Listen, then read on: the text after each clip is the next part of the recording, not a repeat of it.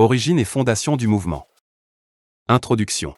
Depuis plus d'un demi-siècle, les murs des villes du monde entier se couvrent d'expressions graphiques variées. Des artistes venus de la rue s'y expriment librement, offrant leurs œuvres aux passants, redonnant vie à l'espace urbain.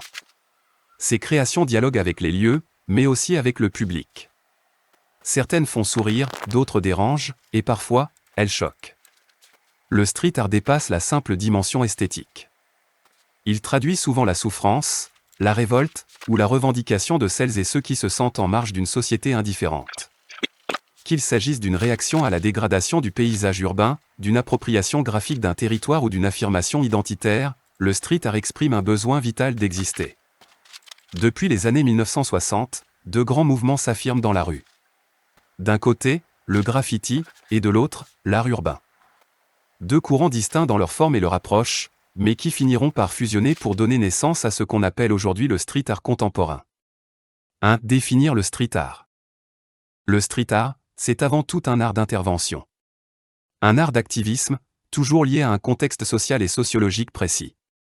On dit que ces œuvres sont contextuelles, elles dialoguent avec le lieu où elles s'inscrivent, s'y adaptent, le questionnent. À ses débuts, ces pratiques sont clandestines. Progressivement, deux formes se distinguent. Le graffiti, qu'on peut qualifier d'art littéraire et gestuel. Et l'art urbain, qui s'inscrit dans la continuité de l'histoire de l'art, mais dans l'espace public. Le graffiti, c'est l'écriture du choc, le marquage identitaire. L'art urbain, lui, prolonge des formes plus classiques à affiches, pochoirs, sculptures mais dans la rue. Certains chercheurs avancent que l'art urbain serait né de la marginalisation d'artistes formés dans les écoles d'art, qui auraient quitté les institutions pour s'exprimer librement dans l'espace public. Peu à peu, ces deux pratiques se rejoignent, se nourrissent l'une l'autre, et fusionnent dans un mouvement à la fois ouvert, hybride et global, le street art. 2. Le graffiti, une écriture moderne. Le graffiti est avant tout une écriture, une forme d'expression littéraire. Il traduit l'urgence, le cri, l'instinct. Historiquement, il oscille entre clandestinité et reconnaissance, entre vandalisme et recomposition du paysage urbain. Il apparaît dans un contexte bien particulier, celui des années 1960 et 1970, marqué par les guerres de décolonisation, la guerre du Vietnam, le mouvement hippie et les grandes revendications sociales. C'est une époque de bouleversement profond, où la jeunesse cherche à réinventer la société.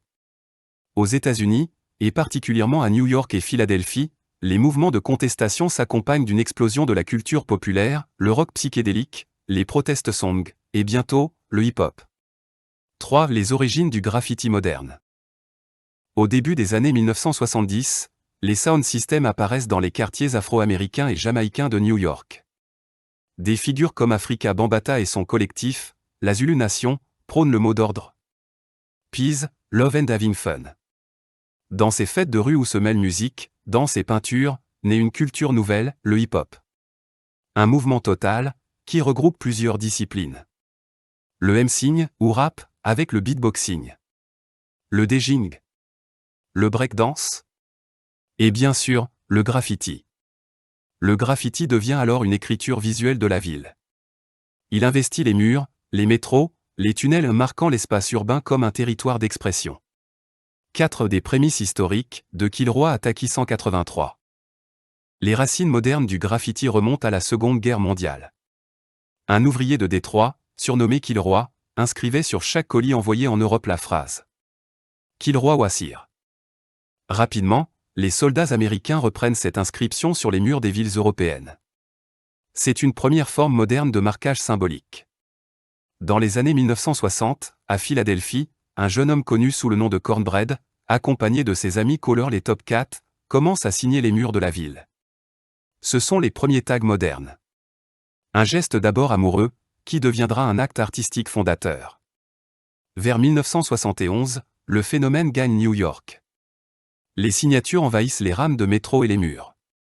Un jeune homme, Julio 204, ajoute le numéro de sa rue à son pseudonyme, une pratique qui sera reprise par de nombreux autres. Peu après, Taki 183 popularise cette signature urbaine. Son nom, visible partout, déclenche une véritable émulation collective. Les premiers graffeurs se définissent alors comme des writers, des écrivains visuels. 5. Le langage du graffiti. Le mouvement se dote rapidement d'un langage technique et de codes stylistiques.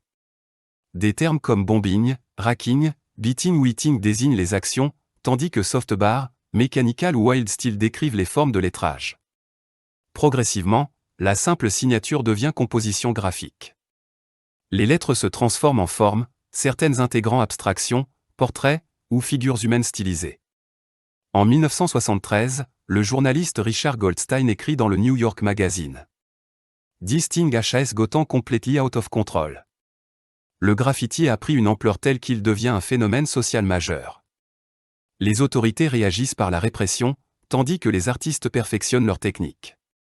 En 1974, apparaissent les top to bottom, ces fresques couvrant les wagons de métro du sol au plafond.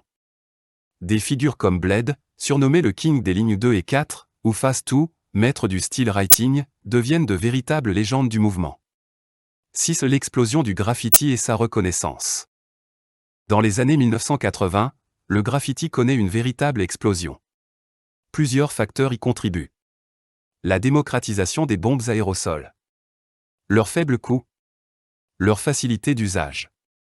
Et la richesse chromatique issue de l'industrie automobile. Cette technique permet un travail rapide, fluide et coloré. Le graffiti se distingue du pochoir ou du pinceau par sa spontanéité. À partir de là, le monde de l'art commence à s'y intéresser. Des artistes comme Sin, Futura, Bled, Lee ou Lady Pink exposent dans des lieux emblématiques de la scène new-yorkaise. Fashion Moda, Fun Gallery ou Essex Studio. En 1981, un article d'Art Forum consacre le phénomène. Et en 1982, la galerie Fashion Moda est invitée à la Documenta 7 de Kassel, en Allemagne. Les graffeurs exposent alors aux côtés d'artistes majeurs tels que Jean-Michel Basquiat, Joseph Kosuth, Andy Warhol ou Lawrence Weiner. Le graffiti quitte les tunnels pour les musées. Mais ce passage de la rue à l'institution suscite une tension, celle entre la liberté de l'espace public et la reconnaissance institutionnelle. 7. De la répression à l'internationalisation.